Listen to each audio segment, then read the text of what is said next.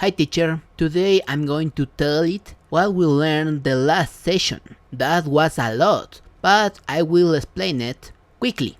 So the first thing we learned was about hollow phrases. Hollow phrases are like when little kids just say one word, but they mean a whole sentence. For example, a baby says milk, but they really mean I want milk. Or up, which means pick me up. It's like magic mini sentences.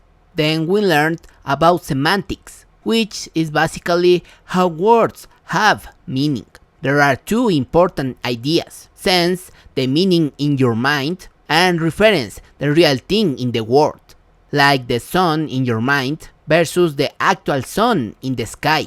After that, we studied word structure, like how words change with prefixes and suffixes. We saw derivational morphosis, such as on, re, anti, prefixes, and nest, tion, earl, able, suffixes. Some endings change words into nouns, adjectives, verbs, and even action, like darken or soften. We also studied types of verbs, like intransitive, for example, she locked; transitive, for example, he opened the door; distransitive, for example, you gave me a gift; and phrasal verbs, for example, he broke up with me.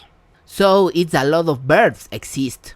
Then we learn something really interesting: performatives and constanttives. A performative is when you do something just by saying it, like I apologize, I declare this meeting open, I pronounce you husband and wife. Here, the action happens when you speak, but a constantive just describes something, like the sky is blue and the meeting starts at 10. These are just facts. Finally, we'll talk about illocutionary acts, which is what you really mean when you say something. For example, if I say, this food is too salty, I'm not just describing it. I might be complaining or asking for different food. So that's everything. It's interesting how words can do more than just say things. They can act, describe, or even change reality. And understand that is more fascinating. Thanks for listening.